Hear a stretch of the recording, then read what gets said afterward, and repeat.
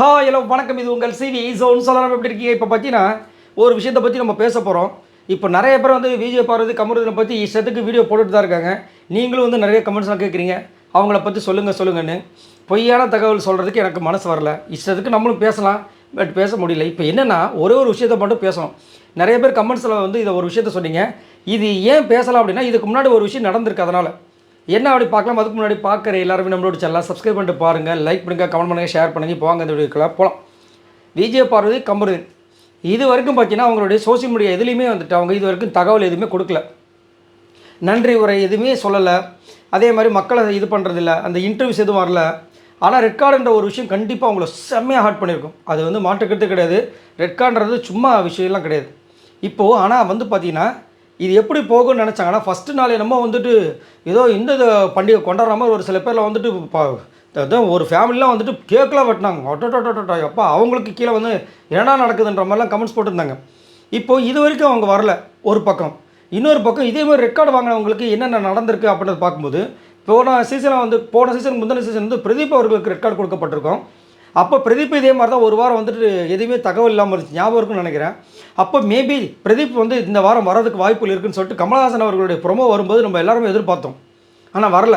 ஆனால் என்ன பிரதீப் அவர்களே வந்து ஒரு இடத்த சொல்லியிருப்பாருன்னா, இந்த மாதிரி வந்து விஜய் டிவிலேருந்து நம்மளுக்கு கால் வந்துச்சு, பட் ஆனால் அவங்க தான் வந்து போகலன்ற மாதிரி ஒரு விஷயம் வந்து போச்சு. ஸோ அதே மாதிரி வந்துட்டு இது நடக்கிறதுக்கு வாய்ப்பு இருக்கா? ரெக்கார்டு தான் கொடுக்கப்பட்டது. திரும்ப வந்துட்டு அவர் ஸ்டேஜுக்கு வர்றதுக்கும் ஸ்டேஜுக்கு வர்றதுக்கா இல்லை ஷோக்கு வர்றதுக்கான்னு தெரியல.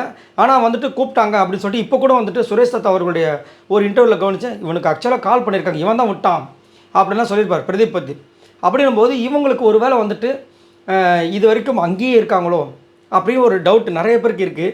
ஒரு கமெண்ட்ஸ் வேறு சூப்பராக போட்டுருந்தாங்க. என்ன போட்டிருக்காங்கன்னா, ஒரு வேளை அவங்க அங்கேயே இருந்து சாண்ட்ராக்கு வந்துட்டு இந்த மாதிரி வெளியில் வந்து போயிட்டுருக்குல்ல, அதனால் அவங்கள வெளியே அனுப்பிச்சிட்டு இவங்களை திரும்ப உள்ளே அனுப்பிச்சிடுவாங்களோ அப்படின்னு வேறு கமெண்ட்ஸ்லாம் போடுறாங்க.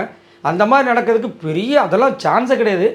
பட் ஸ்டேஜுக்கு வர வைக்கிறதுக்கு ஒரு வேளை வந்து பிளான் நடக்குமோ, அவங்க 2 பேருமே வந்துட்டு ஸ்டேஜில் நிற்க வைக்கலாம் அப்படின்ற மாதிரி ஒரு தோணுது.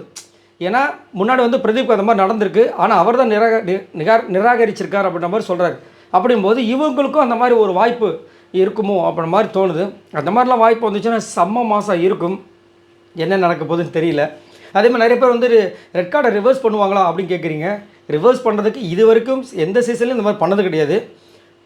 அதை பண்ணவே கூடாது அப்படின்னு கிடையாது. அது அவங்க எடுக்கிற முடிவு. பண்ணுறதுக்கும் வாய்ப்புகள் இருக்குது. அதாவது அவங்க எடுக்கிற முடிவு தான் சொல்கிறேன். அவங்க பண்ணலாம், பண்ணாமலும் போகலாம்.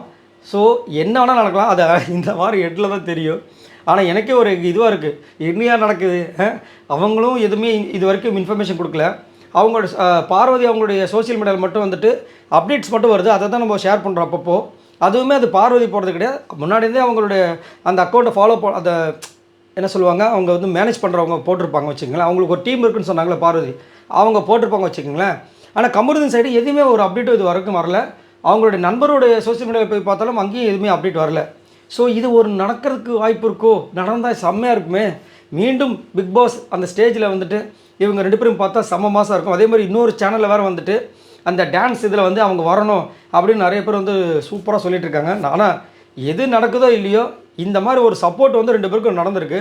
இவங்க 2 பேரும் ஏதாவது ஒரு சீரியல் இருந்தாலும் சரி, ஏதாவது ஒரு டான்ஸ் நிகழ்ச்சியாக இருந்தாலும் சரி, 2 பேருமே திறமையான ஆட்கள். டான்ஸ்லாம் சூப்பராக பட்டை கிளப்புற ஆட்கள்.